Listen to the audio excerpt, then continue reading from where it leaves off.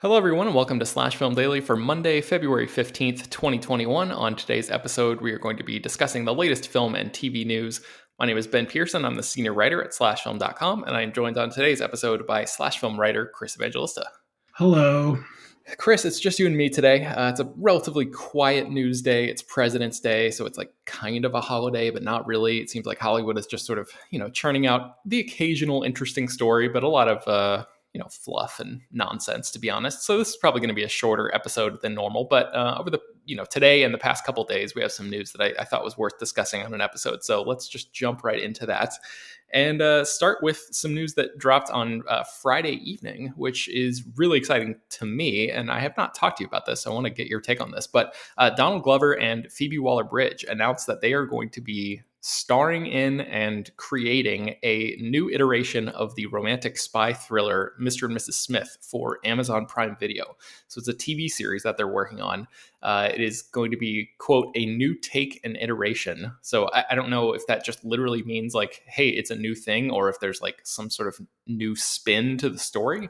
But the original movie came out in 2005. Doug Liman directed it, and it starred Brad Pitt and Angelina Jolie as this married couple who their home lives were these boring humdrum lives, and then each of them was hiding the fact that they are both like world-class assassins who work for competing firms, and then their latest assignment is that they have been assigned to murder each other. So this is really exciting because Donald Glover, is like one of the like the premier voices of his generation, I think, in terms of like the just the sheer breadth of creative stuff that he's done over the past few years, and then including Atlanta, which is the FX show, and then Phoebe Waller-Bridge, of course, is like best known for her work on Fleabag, which won every conceivable award, and she has gone on to be one of the writers of the new James Bond movie. So there's like a little bit of a spy pedigree already to the writing work that she's done. Also Killing Eve, the first season, I think she worked on that too. So there's a little bit more of that sort of double lives and assassins kind of stuff going on. So Chris, what do you think about the combo of these two with this Mr. and Mrs. Smith property?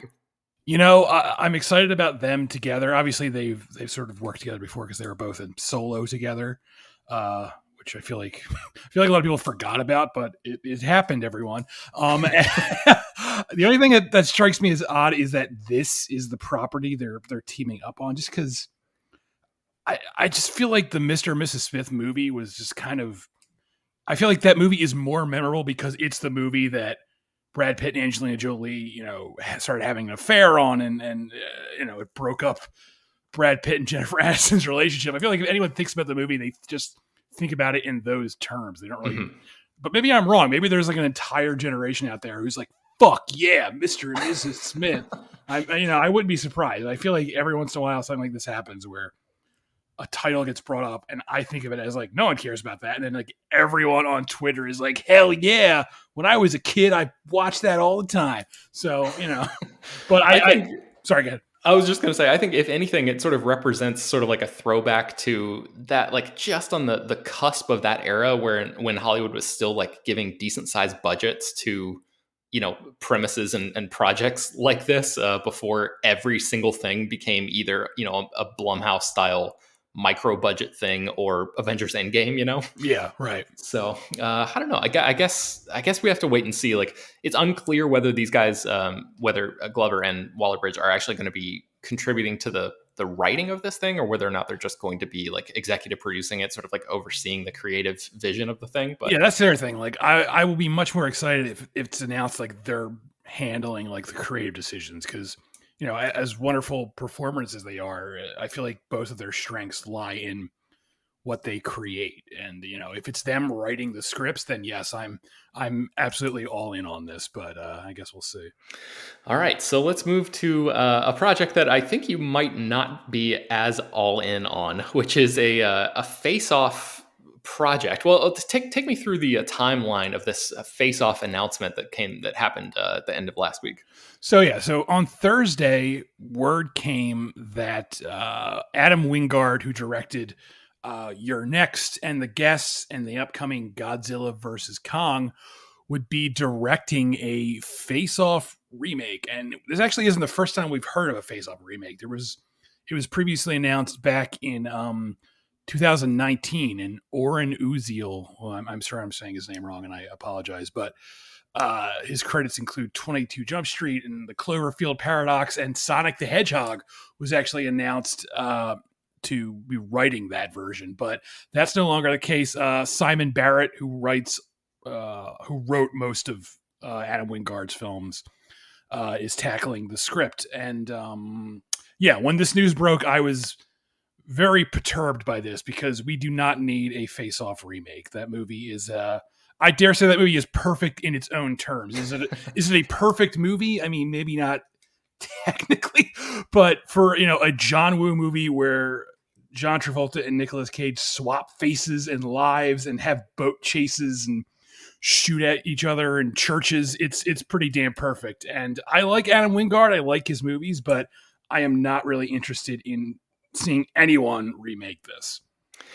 Well, I have good news for you, Chris, because I think the next day, or maybe later that evening or something, Adam Wingard took to Instagram and said, quote, "I would never reimagine or remake Face Off. It's a perfect action movie. Simon Barrett and I are writing a direct sequel." And that sort of like threw an entire different wrinkle into this whole thing because, I mean, spoiler alert for the original Face Off movie, but it ends with Nick Cage's character being impaled by a spear gun and dying. So it seems unlikely that they're going to bring him back. So then it sort of like raises the question of, okay, what does a direct sequel to Face Off actually look like? So knowing now that it's not going to be just a rehash of the same movie, Chris, what do you think about this sort of updated idea about a Face Off sequel? It's still a bad idea.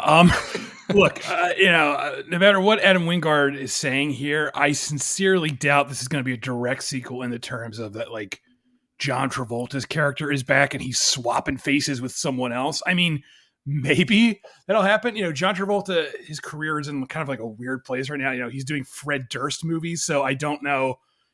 I don't think he's above like turning down work, but I find it very hard to believe that it's a direct sequel in the terms that like Travolta and Cage are back, because as you said, Cage's character is dead, and when they say it's a direct sequel, I think what they're implying here is two new characters are going to swap faces, and someone else is going to be like, this happened once before back in the 90s when Sharon Archer and Castor Troy did it, and then they're going to move on. Like, that's really what I think is going on here. And I find it very hard to believe it's a direct sequel in terms of characters are coming back. I mean, there aren't characters that could come back. The only ones who can come back are John Travolta and his family. Like, everyone else pretty much died in that movie. It was kind of a plot point because everyone who knew they swapped faces ended up getting killed, which made it hard for them to swap back and all that stuff. So unless this is like a totally bonkers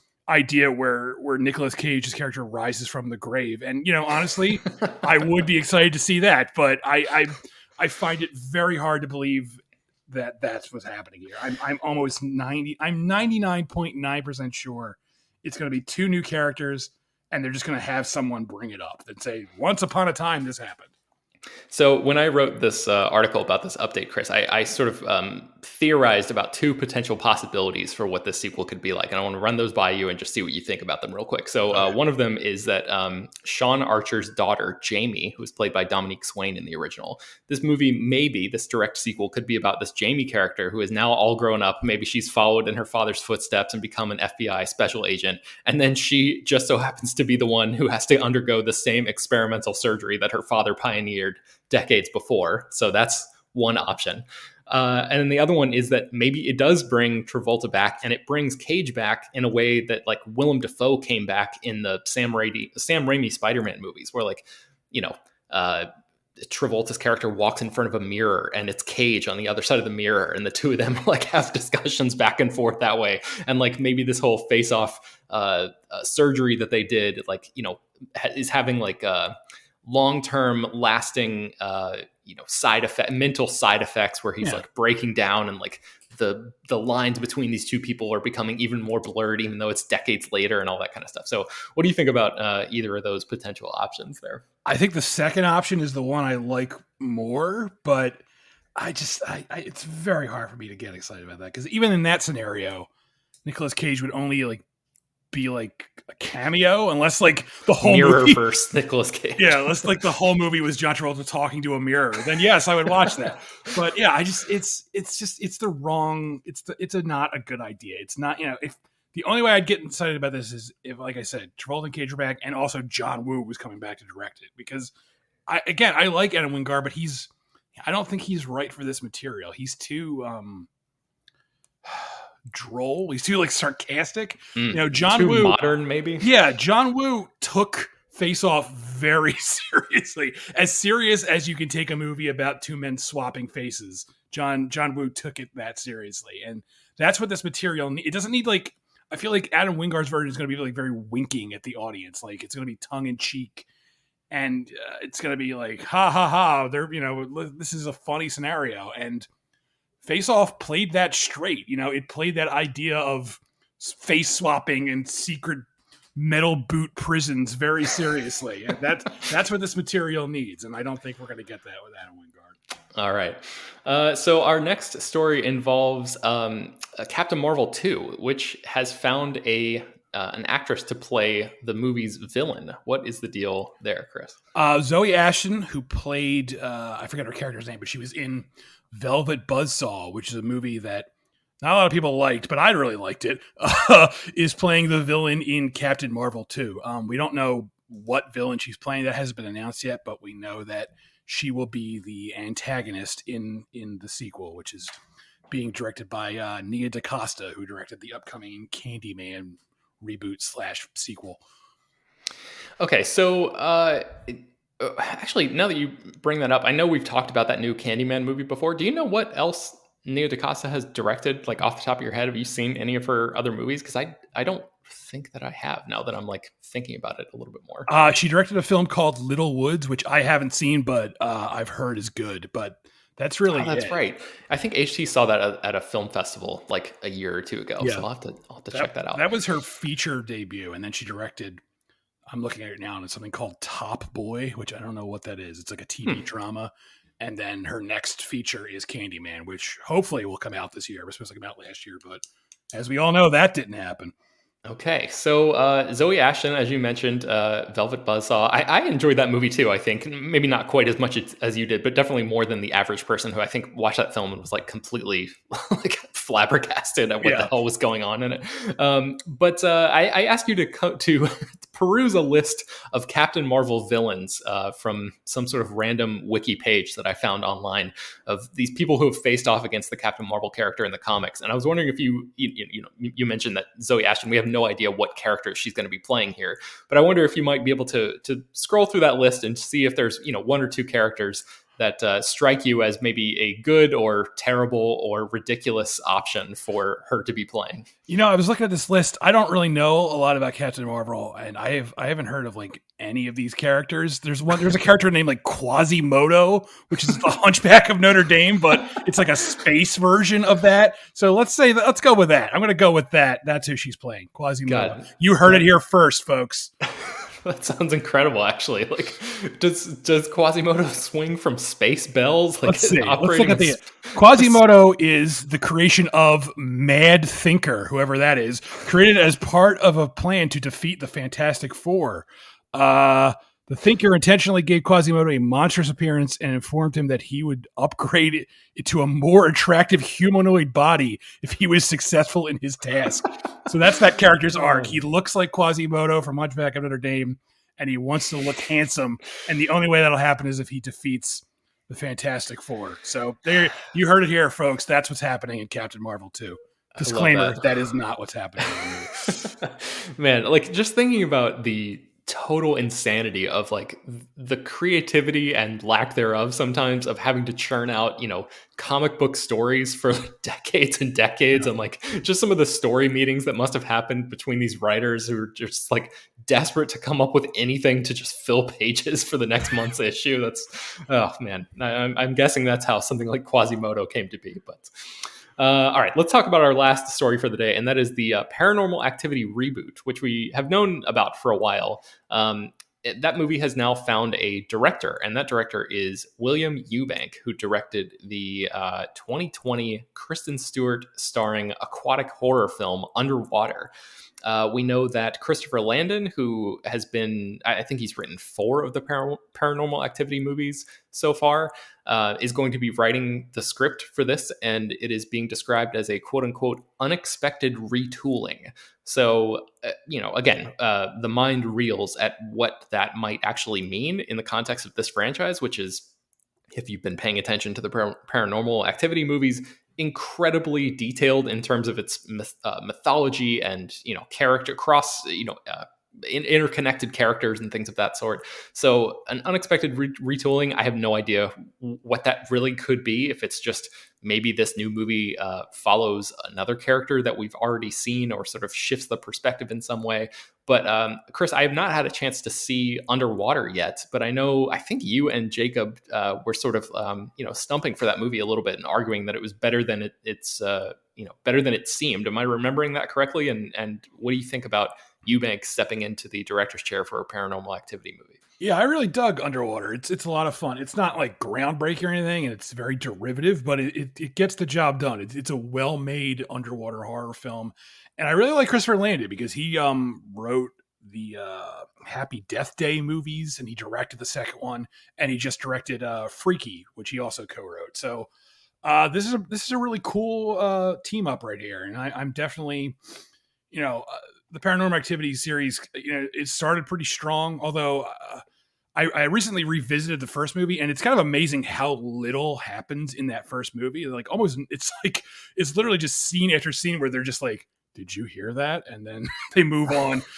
And somehow that spawned an entire franchise. And the franchise kind of went off the rails, I would say. I feel like the last few sequels in particular have just been blah, and they keep trying to build on the mythology and all that stuff. So I'm definitely up for a fresh take on it, and I definitely think this is an interesting team for that. So I'm very curious to see what they do.